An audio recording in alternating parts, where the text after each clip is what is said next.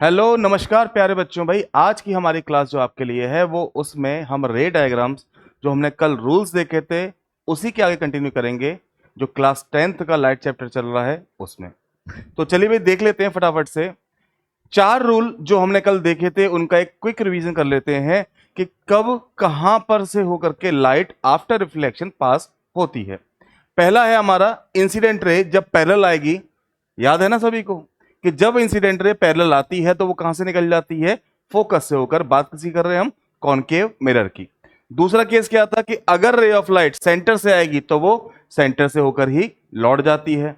तीसरा क्या था हमारा, अगर कोई रे ऑफ लाइट फोकस से आई है तो आफ्टर रिफ्लेक्शन वो प्रिंसिपल एक्सिस के पैरेलल हो जाएगी। और लास्ट केस क्या है आपके सामने कि अगर रे ऑफ लाइट पोल पर आती है तो वो इक्वल एंगल बना करके और निकल जाती है। ये चार रूल याद रख लोगे तो आपके रे डायग्राम बड़े इजीली बन जाएंगे। ठीक है बेटे, चलो आगे देखो। सबसे पहला आता है कि जब ऑब्जेक्ट कहां हो आपका, जब आपका ऑब्जेक्ट बियॉन्ड सी हो। जब ऑब्जेक्ट बियॉन्ड सी होगा तो वहां पर हमारा रे डायग्राम कुछ इस तरीके से बनेगा जिसमें आपकी एक रे ऑफ लाइट कैसे आ रही है, पैरेलल टू प्रिंसिपल एक्सिस। और जो पैरेलल आएगी वो कहां से निकल जाएगी, फोकस से होकर। दूसरी रे ऑफ लाइट हम कहां से लेके आ गए, फोकस से ले आए। और जिसको फोकस से लाए वो आफ्टर रिफ्लेक्शन कैसे हो जाएगी, पैरेलल टू प्रिंसिपल एक्सिस हो जाएगी। तो जहां पर ये दोनों रिफ्लेक्टेड रे आपकी मीट हो जाएंगी वहां पर हमें क्या मिल जाएगी, इमेज। और अगर ऑब्जेक्ट आपका बियॉन्ड सी रखा होता है तो उसकी इमेज कहां मिलती है हमें, बिटवीन सी एंड एफ, यानी कि सेंटर ऑफ कर्वेचर और प्रिंसिपल फोकस के बीच में। तो ये आपकी जो इमेज फॉर्म हो रही है वो कहां हो रही है, सेंटर और फोकस के बीच में। और अगर साइज की बात करें तो यहां पर हमें जो साइज मिलता है वो ऑब्जेक्ट के रिस्पेक्ट में छोटा मिलता है, यानी कि हम डिमिनिश्ड इमेज बोल सकते हैं। साथ में यह भी याद रखना कि अगर मिरर के सामने फॉर्म हो रही है इमेज, किधर हो रही है, मिरर के सामने, तो उस कंडीशन में जो इमेज होती है वो आपकी पहली चीज कैसी है, रियल होगी। क्योंकि ये जो इमेज मिली है वो आपको एक्चुअल इंटरसेक्शन ऑफ लाइन से मिली है या actual intersection of reflected ray से मिली है। जो हमारी रिफ्लेक्टेड रे है वो एक्चुअल में जब टकराई एक जगह पर वहां पर हमें इमेज मिली है, इसलिए हम इसे क्या बोलते हैं, रियल इमेज। दूसरा, प्रिंसिपल एक्सिस के नीचे बन रही है, इसका मतलब ये इन्वर्टेड भी है। तो देखो यहां पर जो पोजीशन बताई, सेंटर और फोकस के बीच में मिल रही है, रियल है, इन्वर्टेड है और डिमिनिश्ड है। जब भी आप इमेज की बात करोगे तो उसके साथ साथ उस नेचर जो इमेज मिल रही है उसका नेचर कैसा है वो भी याद रखना। ठीक है, अगला देखो, अगर ऑब्जेक्ट सी पर ही रख दिया जाए तो क्या होगा। अगर ऑब्जेक्ट आपने सी पर रख दिया तो वहां से अगर एक रे ऑफ लाइट पैरेलल जाएगी, रूल याद कर लेना फटाफट से ऐसे करके। अगर पैरेलल जा रही है तो कहां से निकलेगी, फोकस से। दूसरा, अगर फोकस से जा रही है तो कहां से जाएगी, पैरेलल होकर के। तो ये पैरेलल आई, निकल गई फोकस से, दूसरी फोकस से आई और निकल गई पैरेलल होकर के। ये दोनों कहां कोइंसाइड कर जाएंगी, जस्ट सेंटर के नीचे। कहां मिलेंगी, जस्ट सेंटर के नीचे मिल जाएंगी इस वाले केस में। तो यहां पर जो इमेज मिलेगी उसका डिस्टेंस जितना ऑब्जेक्ट का है वही इमेज का मिलेगा, क्योंकि इमेज भी आपको सेंटर ऑफ कर्वेचर पर ही मिल जाती है। साइज की बात करें सेम होता है। अब फिर से वही, मिरर के सामने मिल रही है, अगर सामने मिल रही है तो इमेज कैसी होगी आपकी, रियल। और नीचे मिल रही है इसका मतलब कैसी होगी, inverted. Same size, real, inverted और एट सी। ठीक है, इतनी बात याद रहेगी सभी को। आगे देखो जरा, अब ऑब्जेक्ट कहां आ गया आपका, फोकस और सेंटर के बीच में। अगर आपका ऑब्जेक्ट सेंटर और फोकस के बीच में प्लेस कर दिया जाए उस केस में क्या होगा, जो रे ऑफ लाइट पैरेलल लेकर जाते हैं सबको मालूम है वो कहां से निकल जाती है, हमारी फोकस से होकर के। दूसरी रे ऑफ लाइट हम कहां से लेके जा रहे हैं, फोकस से। और वो दोनों कहां जाकर के एक दूसरे को इंटरसेक्ट कर रही हैं, वो कर रही हैं बियॉन्ड सी, यानी कि सी के बाद। और ये क्या मिल गई आपको, यहां पर इमेज मिल गई। ठीक है, ये क्या मिल गई यहां पर आपको, इमेज मिल गई। अब इमेज नीचे मिल रही है, साथ में जरा साइज को देखो, ये ऑब्जेक्ट का साइज है और ये इमेज का साइज है। ये इमेज आपको ऑब्जेक्ट से कैसी मिलेगी, बड़ी मिलेगी, मैग्नीफाइड इमेज मिलेगी। साथ में सामने ही बन रही है, इसका मतलब रियल भी है। नीचे बन रही है मतलब इन्वर्टेड भी है। मैग्नीफाइड मतलब बड़ी मिल रही है, बता चुका हूं। और बियॉन्ड सी मिलेगी। ठीक है, तो नेचर भी ध्यान से रखना बिल्कुल, क्योंकि आप जो रे डायग्राम बनाओगे according to the numerical question वहां पर आपसे नेचर भी पूछता है, तो नेचर ध्यान से कर लेना बच्चे। ठीक है, चलो अगला देखो। अब इस केस में क्या है, ऑब्जेक्ट रख दिया गया फोकस पर। कहां रख दिया गया, फोकस पर। तो जब ऑब्जेक्ट को फोकस पर रखा जाएगा तो क्या होगा, एक रे ऑफ लाइट जो पैरेलल जाएगी प्रिंसिपल एक्सिस से वो फोकस पर निकल जाएगी। दूसरी रे ऑफ लाइट जो सेंटर से जा रही है वो सेम पाथ एक्वायर करती है, सबको पता ही है ना, इसकी रिक्वायरमेंट हमें है नहीं। तो ये क्या करेगी, ये सेम पाथ एक्वायर करेगी। और जब इनको देखोगे, जब इन दो रे ऑफ लाइट को आप देखोगे तो ये दोनों रे ऑफ लाइट कैसे हो जाती हैं, ये दोनों रे ऑफ लाइट पैरेलल हो जाती हैं।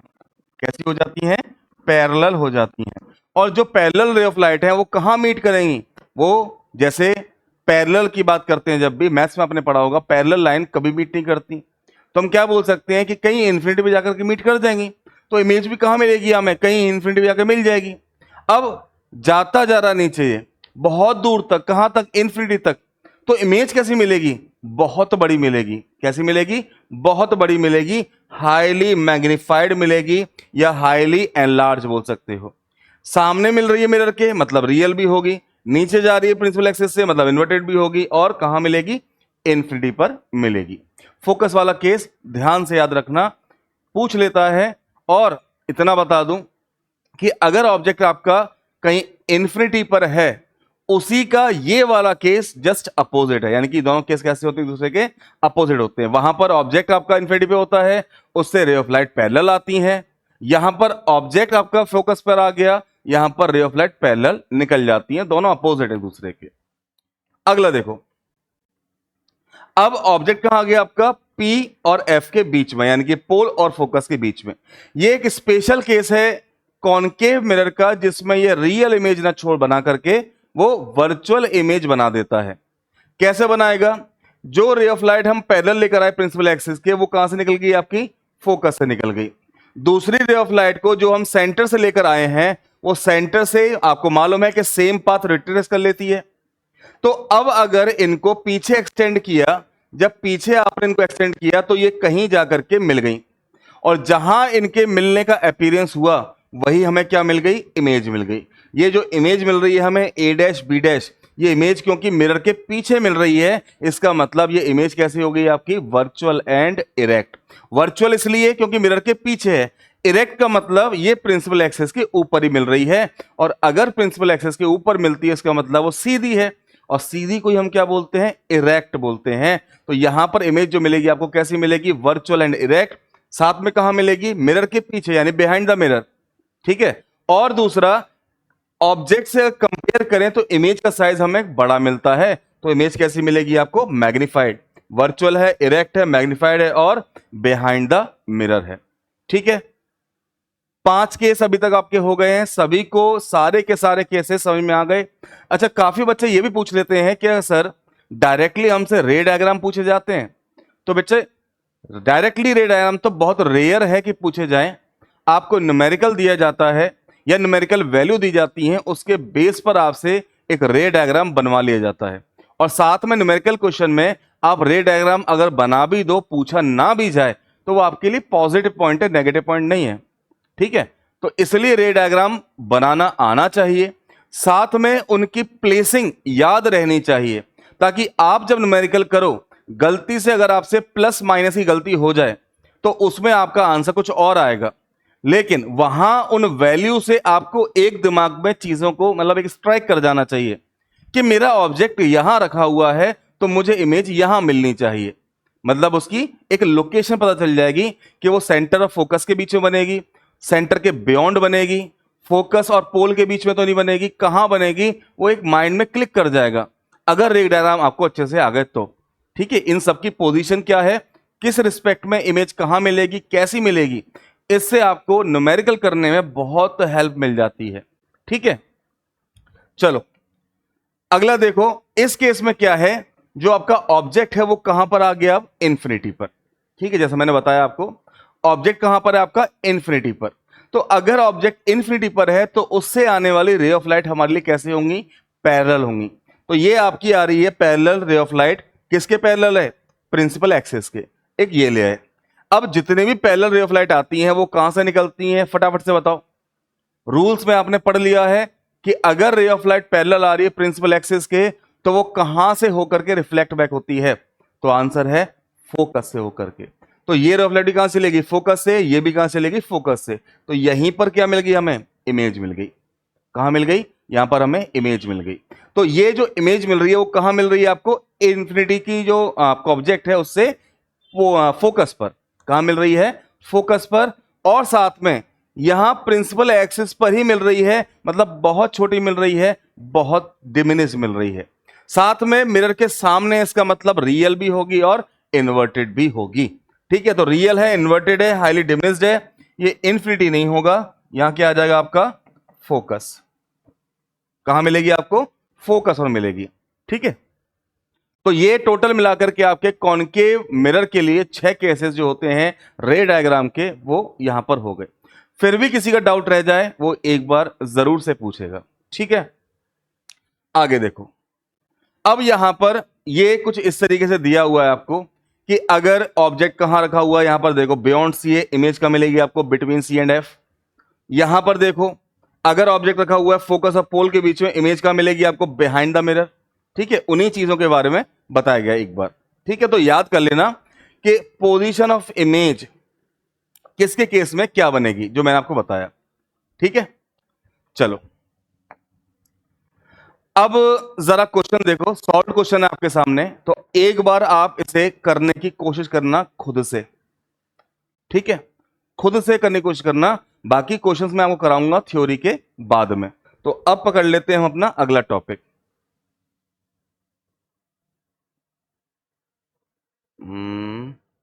हाँ, देखो जरा कॉनकेव मिरर के यूजेस क्या क्या हैं।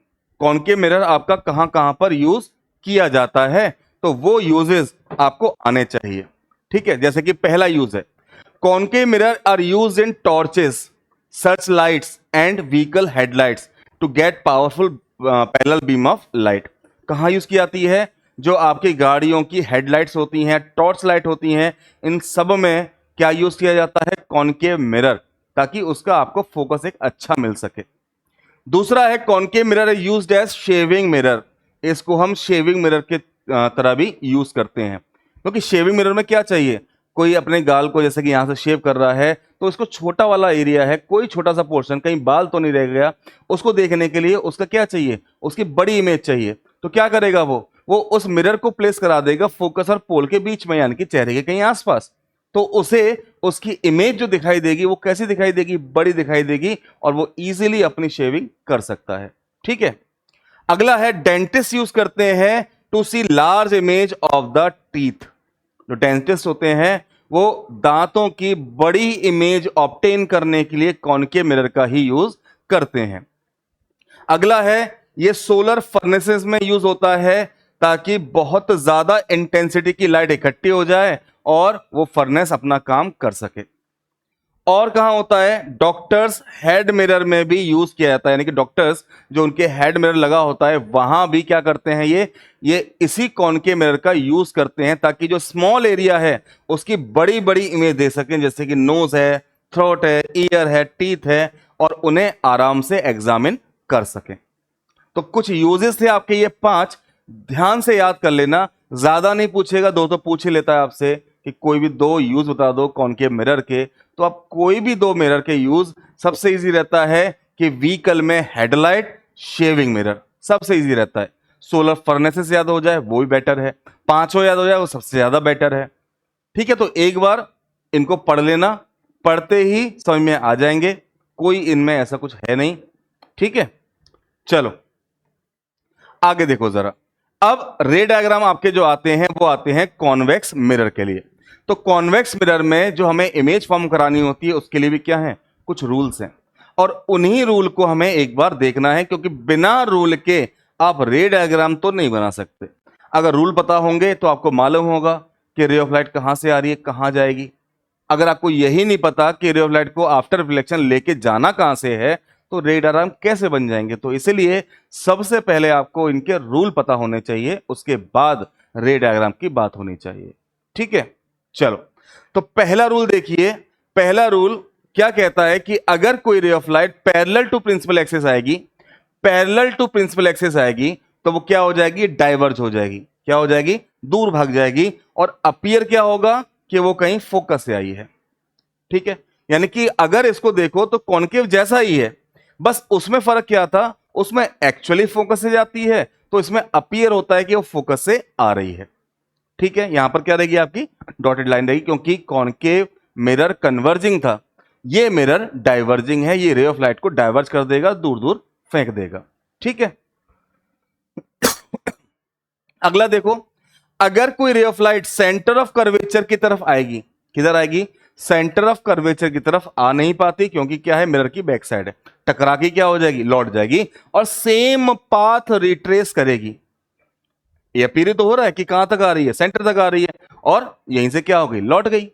लेकिन एक्चुअल में आई क्या, आंसर है नहीं आई। क्यों नहीं आई, क्योंकि भैया मिरर तो यहां पे ही था, यहां थोड़ा ना था, तो यहीं पर आएगी और यहीं से जाएगी, क्योंकि इसका जो पाथ था वो किसके लिए था, सेंटर ऑफ कर्वेचर के लिए। अगला रूल देखो, अगर कोई रे ऑफ लाइट, अगर कोई रे ऑफ लाइट, ये भी आपका प्रिंसिपल फोकस के लिए आएगी। ठीक है, ये थोड़ा सा गलत है यहां पर, ये कहां आएगी आपकी, अगर कोई ray of light principal focus के लिए आएगी, किसके लिए आएगी, प्रिंसिपल फोकस के लिए, तो आफ्टर रिफ्लेक्शन वो पैरेलल हो जाएगी। किसके लिए आएगी, याद रखना, ये सेंटर के लिए नहीं आ रही है, ये गलत है, ये वाला पोर्शन कहां के लिए आ रही है, फोकस के लिए। ठीक है, कहां के लिए आ रही है, फोकस के लिए आ रही है, तो वो आफ्टर रिफ्लेक्शन पैरेलल हो जाएगी। मैं दूसरे कलर से कर देता हूं उसको, थोड़ा लाइट कलर लेकर के।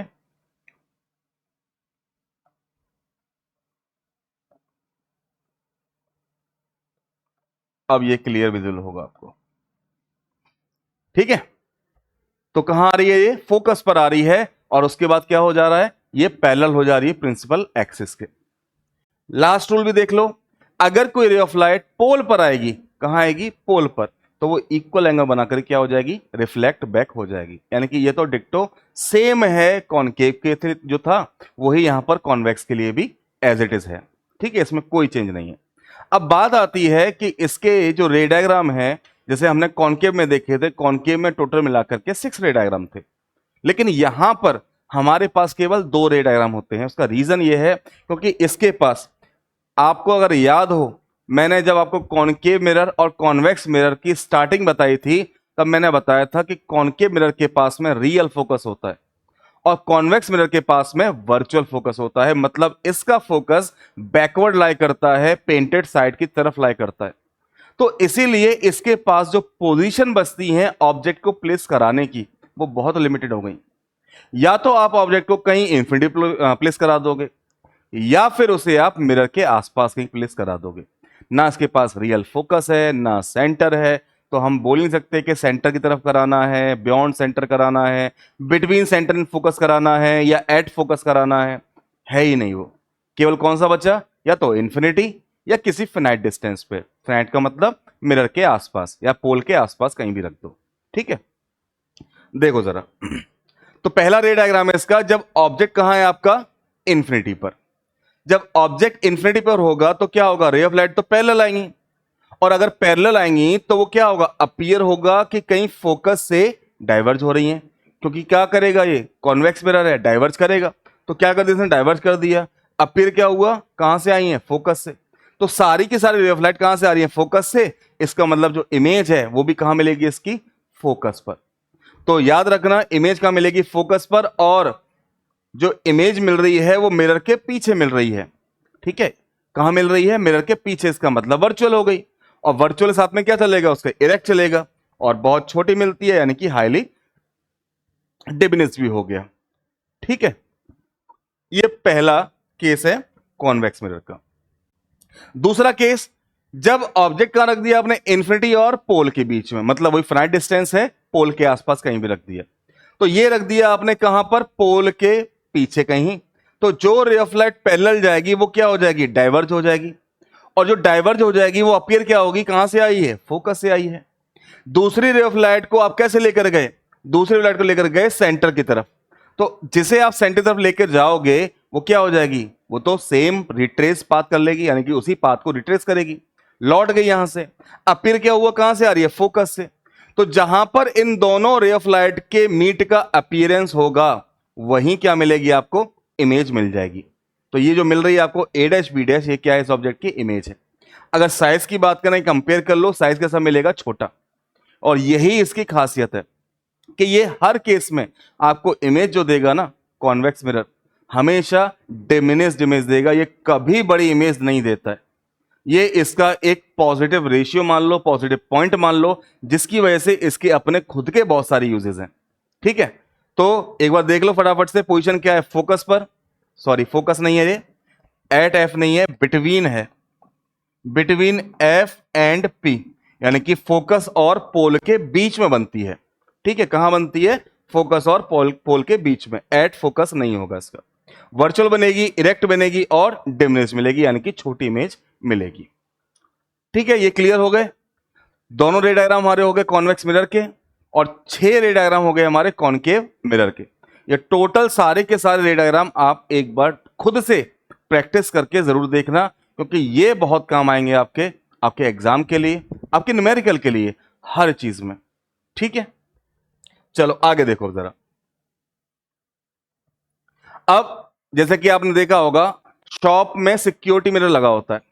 शॉप में जो सिक्योरिटी मिरर लगा होता है वो किसी कॉर्नर में लगा दिया जाता है, क्योंकि ये डिमिनिश इमेज बनाता है। इसका मतलब एक वाइड एरिया को कवर कर सकता है। जैसे यहां दिख रहा होगा आपको, ये पूरी शॉप है और ये मिरर इस पूरी शॉप को कवर कर रहा है, और इसी मिरर की हेल्प से आप आराम से देख सकते हैं कि कोई पर्सन जो उसके अंदर आया है वो क्या कर रहा है। ठीक है, जैसे दिख रहा है ना, यहाँ पर छोटी छोटी इमेज दिखाई दे रही है सबकी, सब लोग जो भी अंदर हैं वो सब दिखाई दे रहे हैं, सारा सामान दिखाई दे रहा है। तो एज अ सिक्योरिटी मिरर इसका यूज कर पाते हैं, क्योंकि इसकी खासियत क्या थी कि ये हर केस में आपको डिमिनिश्ड इमेज देगा, छोटी इमेज देगा। आगे देखो, यहां पर why convex mirror used as rear view mirror. Convex mirror आपका रियर व्यू मिरर की तरह क्यों यूज किया जाता है? तो अगर बात करें प्लेन मिरर की, तो उसमें जो फील्ड व्यू है वो कैसा होता है, कम होता है। जो फील्ड व्यू है वो कैसा होता है, कम होता है। लेकिन कॉन्वेक्स मिरर में, क्योंकि इसकी शेप ऐसी है, इसका फील्ड व्यू बड़ा होता है। कैसा होता है, बड़ा होता है। ये वाइड नहीं होगा, ये वाइड होगा, वाइड फील्ड ऑफ व्यू। ये इसमें ज्यादा दिखाई देता है, यानी कि एक ज्यादा एरिया कवर हो सकता है, लेकिन प्लेन मिरर में उतना एरिया कवर नहीं हो सकता है। ठीक है, आगे देखो, why is convex mirror used as rear view mirror in vehicle. तो जैसे मैंने आपको बताया था कि आपका जो रियर व्यू मिरर है या कॉन्वेक्स मिरर है, क्योंकि डिमिनिश्ड इमेज बनाता है, इसमें इस वजह से इसको हम रियर व्यू मिरर की तरह यूज करते हैं अपने व्हीकल्स में, ताकि हमें एक लार्ज एरिया पीछे का, गाड़ी के पीछे का दिखाई दे सके, और जो भी गाड़ी आ रही है हम उनको देख सकें। जैसे कि यहां दिख रहा है ना आपको, ये रियर व्यू मिरर है, इसमें ये पीछे का कितना बड़ा एरिया कवर हो पा रहा है ना, बहुत बड़ा एरिया, ये पूरा एरिया क्या हो रहा है, इसमें कवर हो पा रहा है। और यही इसकी ऐसी खासियत है जिसकी वजह से हम इसका यूज करते हैं, किसका, कॉन्वेक्स मिरर का, as a rear view mirror, क्योंकि ये जितने भी डिस्टेंट ऑब्जेक्ट हैं उन सबकी इमेज आराम से ले लेता है। ठीक है, चलो आगे देखो जरा। Convex mirror produces erect image of distant object. Both plane and convex mirror produce erect image of distant object. जो आपका कॉन्वेक्स मिरर है वो कैसा देता है आपको, जो इमेज देगा, एक तो इरेक्ट देगा, सीधी देगा, और साथ में डिमिनिश भी देगा। प्लेन मिरर भी देता है आपको, लेकिन वो डिमिनिश नहीं देता, वो कैसे देता है आपको, एज इट इज साइज की देता है, और उसका फील्ड ऑफ व्यू इतना नहीं हो सकता जितना एक कॉन्वेक्स मिरर का होता है। इसलिए इसका एक यूज भी बहुत तगड़ा यूज है ये। ठीक है, आगे देखिए। अब डिफरेंसेस क्या है दोनों में, कॉनकेव मिरर में और कॉन्वेक्स मिरर में। तो कॉनकेव मिरर की बात करें तो इसमें जो सिल्वरिंग की जाती है वो की जाती है आउटर सरफेस पे। कहां की जाती है, आउटर सरफेस पे, ताकि उसका इनर स्फेयर या इनर सरफेस क्या कर सके, रिफ्लेक्शन कर सके। और जब इनर सरफेस रिफ्लेक्शन करेगा तो वहां पर रे ऑफ लाइट क्या होती है, कन्वर्ज हो जाती है। वहीं इसकी बात करें तो इसका इनर सरफेस कैसा होता है, पॉलिश्ड होता है या उसकी सिल्वरिंग की जाती है, और आउटर सरफेस इसका कैसा होता है, रिफ्लेक्टिंग होता है। तो ये क्या करता है, ये कन्वर्ज कर देता है इंसिडेंट लाइट को, और ये डाइवर्ज कर देता है। साथ में इसमें जो इमेज फॉर्म होती है वो रियल भी होती है और वर्चुअल भी। वर्चुअल का केस एक ही था, बाकी 5 केस किसके थे, रियल इमेज के। लेकिन ये सारी की सारी इमेज कैसे बनाता है, वर्चुअल ही बना देता है, चाहे आप ऑब्जेक्ट को कहीं भी प्लेस करा दें। ठीक है, तो ये बात आपकी हो जाती है मिरर के बारे में, ये बात हो जाती है मिरर के बारे में। और एक बार देख लीजिए distinction between plane mirror, concave mirror और कॉन्वेक्स मिरर। जैसे कि पहला केस है, यहां पर एक मोमबत्ती रखी हुई है और सामने लगा हुआ है एक प्लेन मिरर। अब इसमें होगा क्या, इसमें जो इमेज मिलेगी वो एग्जैक्टली ऑब्जेक्ट की साइज की मिलेगी, ठीक है। और साथ में अगर इसको हम मिरर की तरफ लेकर जाएं तो इमेज भी इसकी क्या होगी, पास आती जाएगी। और देखोगे जितना डिस्टेंस आपका ऑब्जेक्ट का होगा उतना ही डिस्टेंस आपका इमेज भी देगी, ठीक है। आगे देखो, ये है आपका कॉनकेव मिरर। कॉनकेव मिरर में क्या होता है, ऑब्जेक्ट छोटा है, पास रखा हुआ है, तो इमेज कैसी मिल रही है आपको, बड़ी इमेज मिल पा रही है, ठीक है। कैसी मिल रही है, बड़ी इमेज मिल पा रही है। और साथ में आगे देखें, अगर ये आपका कॉन्वेक्स मिरर है, जो इतने बड़े टावर को एक छोटे से मिरर में कवर किए हुए है। ना केवल टावर है, बिल्डिंग भी आ गई, पेड़ भी आ गए, बादल भी आ गया, तार भी आ गए, सब कुछ आ गया, ठीक है। तो ये एक्चुअल में इतनी बड़ी काम कर सकता है, इसी वजह से हम इसका यूज करते हैं सिक्योरिटी मिरर के रूप में, रियर व्यू मिरर के रूप में। एटीएम में सिक्योरिटी पर्पस के लिए भी हम किसका यूज करते हैं, कॉन्वेक्स मिरर का, ठीक है। तो इतनी बात समझ में आ गई होगी सभी को। आगे देखिए साइन कार्टेजन कैसे यूज किया जाता है, मतलब साइन जो हम यूज करते हैं किस तरीके से करेंगे, कहां प्लस आएगा कहां माइनस आएगा। और ये साइन कार्टेजन दिया हमें किसने था, सर डेस्कर्ट्स ने, सर डेस्कर्ट्स, सर डेस्कर्ट्स ने दिया था हमें साइन कन्वेंशन, यानी कब हमें साइन कौन सा यूज करना है इसके बारे में बताया था। तो अगर बात कर लें फ्रंट की, मिरर के फ्रंट की कॉनकेव है, तो ये सारे डिस्टेंस हमारे कैसे होंगे, इधर आप जितना चलोगे वो सारे कैसे होंगे, नेगेटिव होंगे। और बैकवर्ड आप जितना भी चलोगे वो सारे डिस्टेंस कैसे होंगे, आपके पॉजिटिव होंगे, ठीक है। मतलब अगर सीधा सीधा बोलें, इंसिडेंट रे का पाथ पकड़ लिया, सारे डिस्टेंस पॉजिटिव। अगर उसके अपोजिट जा रहे हो तो सारे डिस्टेंस नेगेटिव। तो मैंने बोला क्योंकि ये वाला सरफेस कैसा रिफ्लेक्टिंग है, तो रे ऑफ लाइट जो आ रही होगी इंसिडेंट वो तो ऐसे आएगी ना। तो अगर इसी एरो के डायरेक्शन में जाते जाओगे वो सारे डिस्टेंस कैसे हो जाएंगे, पॉजिटिव। लेकिन अगर इसके अगेंस्ट चले तो वो डिस्टेंस कैसे हो जाएंगे, नेगेटिव। साथ में अगर आपकी इमेज नीचे बन रही है यानी कि इन्वर्टेड मिल रही है तो साइन कैसा लोगे उसके लिए, नेगेटिव। और अगर इमेज आपकी इरेक्ट बन रही है यानी कि सीधी बन रही है तो उसके लिए साइन कैसा लोगे आप, पॉजिटिव। ये साइन कंडीशन सिस्टम याद रखना क्योंकि ये बहुत काम आएगा आपके न्यूमेरिकल्स में, क्योंकि एक साइन गलत होने से पूरा न्यूमेरिकल ही गलत हो जाता है, ठीक है। मैं आपको डिमोटिवेट नहीं कर रहा हूं, मैं आपको बता रहा हूं क्योंकि ये साइन बहुत दिक्कत कर देते हैं बच्चों के साथ में। अच्छा खासा आंसर होता है वो भी गलत हो जाता है केवल एक पॉजिटिव या नेगेटिव साइन की वजह से, ठीक है। आगे देखो, यहां पर देखो ये क्या है आपका, ये आपका पोल है, क्या है आपका, पोल है। इसके सामने यहां से इधर वाले सारे के सारे जितने भी डिस्टेंस होंगे वो कैसे होंगे, नेगेटिव होंगे। और इधर वाले कैसे होंगे, मैंने बताया आपको, पॉजिटिव।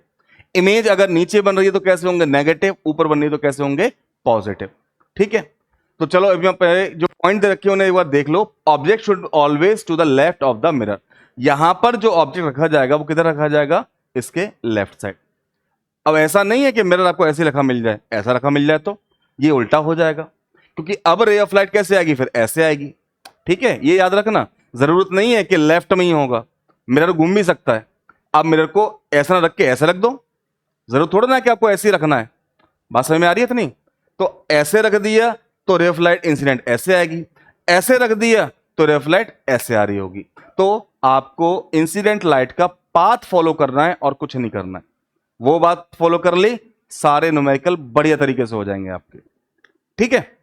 आगे देखो, all distances parallel to principal axis are measured from the optical centre. और इस ऑप्टिकल सेंटर को बेसिकली हम यहां बोलते क्या हैं, इसको बेसिकली हम क्या बोलते हैं यहां पर, क्योंकि मिरर है ना, क्या बोलते हैं, पोल बोलते हैं। तो जितने भी डिस्टेंसेस होंगे, चाहे इमेज का हो, ऑब्जेक्ट का हो, फोकल लेंथ हो या रेडियस हो, वो सारे डिस्टेंस हमारे लिए जाते हैं पोल से। ध्यान रखना, किसी और लोकेशन से नहीं, पोल से ही लिए जाते हैं। आगे है the distances of the right to the right of the origin are positive. पहली बात आ गई, इधर के डिस्टेंस कैसे होंगे, पॉजिटिव।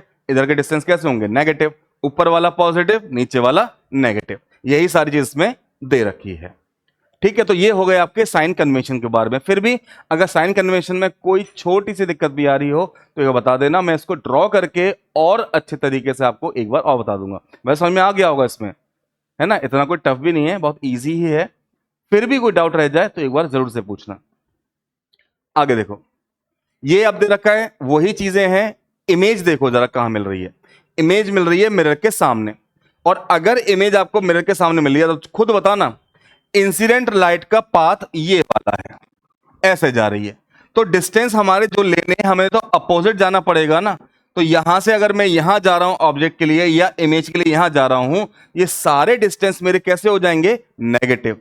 नेगेटिव इसलिए होंगे क्योंकि मुझे चलना पड़ रहा है अपोजिट डायरेक्शन में। और यहीं पर ये याद रख लेना, क्योंकि फोकल लेंथ की जब बात करते हैं ना कॉनकेव के लिए, तो कॉनकेव का फोकस सामने होता है, यानी कि हमें अपोजिट डायरेक्शन में जाना है। तो focal length of concave mirror भी कैसी होती है? नेगेटिव होती है, याद रखना। और कॉन्वेक्स की बात करें तो उसका जो फोकस होता है वो किधर लाया करता है? पेंटेड सरफेस की साइड। उसका कैसा फोकस होता है हमारा? पहली चीज वर्चुअल, और दूसरा पॉजिटिव। फोकल लेंथ कैसी होगी हमारी? पॉजिटिव। ठीक है, और साथ में अगर याद रखना है आपको तो याद रखना कि ऑब्जेक्ट डिस्टेंस, ऑब्जेक्ट डिस्टेंस, क्योंकि ऑब्जेक्ट हमेशा मिरर के सामने रखा जाएगा तो उसका डिस्टेंस तो हमेशा ही नेगेटिव होगा। ठीक है, आगे देखो, तो ये वही बातें जो बताई मैंने आपको, एक बार गो थ्रू हो लेना सभी चीजों के। आती है मेन बात मिरर फॉर्मूला की। तो मिरर फॉर्मूला बेसिकली है क्या? मिरर फॉर्मूला रिलेशन है किसका? इमेज डिस्टेंस, ऑब्जेक्ट डिस्टेंस और फोकल लेंथ का। और जो मिरर फॉर्मूला होता है वो क्या होता है? 1/v plus 1/u is equal to 1/f, जिसमें f क्या आपकी फोकल लेंथ है, u क्या आपका ऑब्जेक्ट डिस्टेंस है और v क्या आपका इमेज डिस्टेंस है। तो ये फॉर्मूला जिससे आपके सारे के सारे न्यूमेरिकल होने हैं, ये जरूर से याद रखना। साथ में मैग्निफिकेशन, यानी कि जो आपको इमेज मिल रही है वो कितने टाइम बड़ी या छोटी मिल रही है एज कंपेयर टू ऑब्जेक्ट, उसके लिए भी ये याद रख लेना। मैग्निफिकेशन का फॉर्मूला क्या होता है? Size of image upon size of object. तो इसको हम h2 अपॉन h1 लिख सकते हैं, या फिर इसको हम गलत हो गया, ये hi upon ho, hi upon ho बोल सकते हैं, यानी कि height of image upon height of object. लेकिन इसमें ये वाला जो टर्म है ना आपका hi अपॉन ho, कुछ नहीं लेना। ये फर्दर किसके इक्वल होता है? ये फर्दर इक्वल होता है -v अपॉन यू के। किसके इक्वल होता है? -v अपॉन यू के। तो पूरा मैग्निफिकेशन का जो फॉर्मूला बनता है वो m is equal to hi upon ho is equal to -v upon u. जो रिक्वायरमेंट होती है हम उसका यूज इसमें से कर लेते हैं। ठीक है, तो यहां तक सभी को क्लियर हो गया होगा। आपका इमेज डिस्टेंस कैसे है, ऑब्जेक्ट डिस्टेंस किस तरीके से है, सारे टर्म्स। ठीक है, तो कल अब इसके हम न्यूमेरिकल लगाएंगे बारी बारी से, जितने भी टॉपिक वाइज हमारे न्यूमेरिकल है एक बार उन्हें करके देखेंगे और आगे के टॉपिक को भी हम कवर करेंगे। तो वीडियो कैसा लगा एक बार जरूर बताइए कमेंट करके, पसंद आए तो लाइक कर देना और बच्चे दोस्तों के साथ शेयर भी कर देना। ठीक है, तो मुलाकात आपसे कल करेंगे, तब तक के लिए पढ़ते रहिए, मेहनत करते रहिए और मुस्कुराते रहिए। Thank you very much.